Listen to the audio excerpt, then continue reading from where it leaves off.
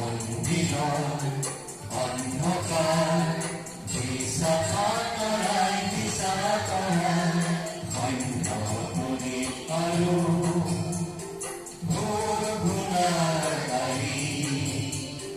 মন্দিৰৰ অন্ধকাৰ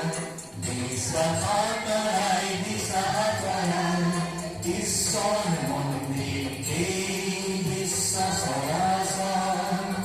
চন্দ্ৰহিমাকৰ আছে মৃতে ভুৱৰা